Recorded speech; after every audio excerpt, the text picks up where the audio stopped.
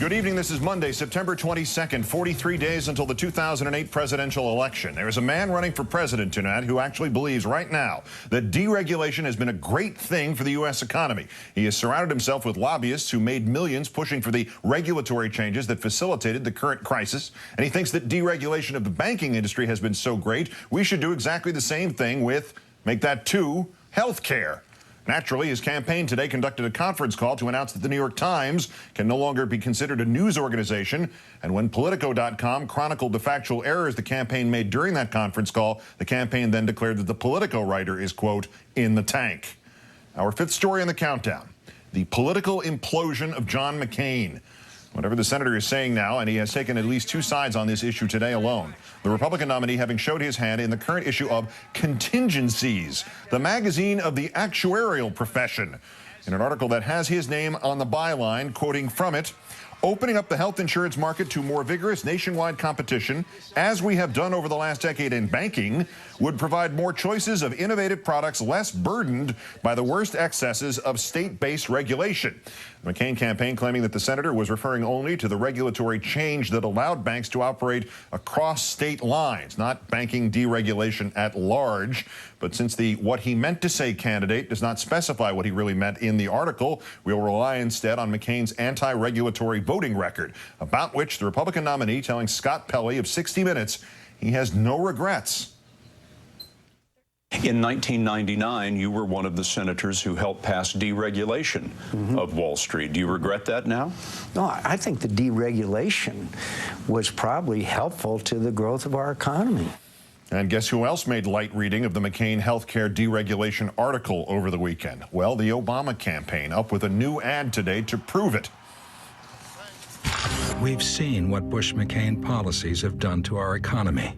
Now John McCain wants to do the same to our health care. McCain just published an article praising Wall Street deregulation, said he'd reduce oversight of the health insurance industry too, just as we have done over the last decade in banking, increasing costs and threatening coverage, a prescription for disaster. John McCain, a risk we just can't afford to take. Time now to call on our own Jonathan Alter, also, of course, senior editor at Newsweek magazine. Good evening, John. Hi, Keith. If the McCain campaign thought it might be able to run away from or at least distance itself slightly from his record on deregulation, the timing and the publication of this particular actuarial Bible magazine, did that blow that for them completely? This is what is so great about politics is, you know, this election may be determined by a magazine that is perfect for insomniacs that nobody actually reads. But what it does is it confirms where he has been all of these years. You know, he said that 1999 bill that was written by his close friend and would-be Treasury Secretary Phil Gramm, the man who he thought should be president of the United States in 1996, that helped the economy. It didn't help the economy. The economy started to decline in 2000, the following year.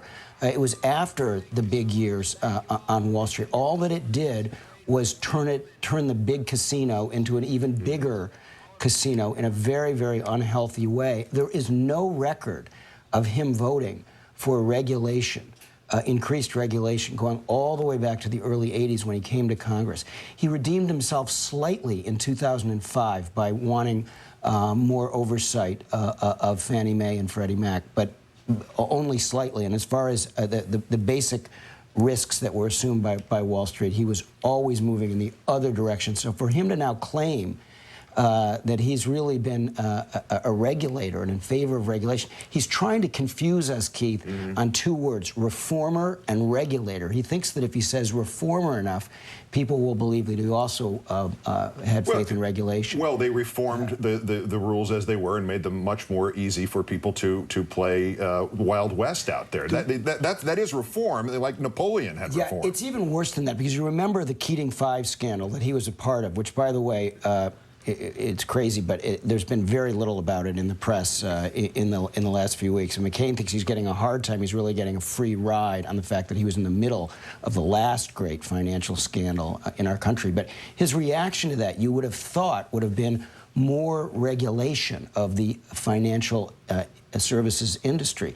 Instead, he moved forward on campaign finance reform after being caught in that scandal, but did nothing to try to prevent another savings and loan crisis from happening down the road. He was missing in action when it came to even learning the basic lessons of a scandal that he said taught him all kinds of things that he would never forget. Let me ask you something that is tangential to this in the time we have left. The conference call with the New York Times, which they said, or the conference call about the New York Times, which they said the Times is no longer a journalistic organization by any journalistic standard. They're now the New York Times is on the S list with us and everybody else.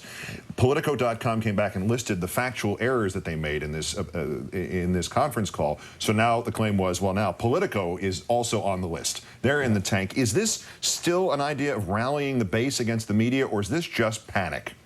Well, I think there is a little bit of panic, but it's mostly in the form of just an emotional reaction that they can't control. What ends up happening in these campaigns is that the character and personality and temperament of the leader leaks down to all the people below him. So if you have a candidate who is erratic, has a temper, likes to lash out, you're going to see that on the part of his people as well. It's just a natural thing.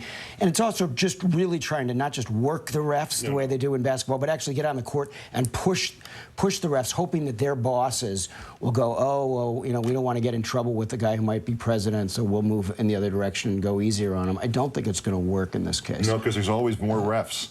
Yeah, right. John Alter of MSNBC and Newsweek, as always, thanks for coming in, John. Thanks, Keith.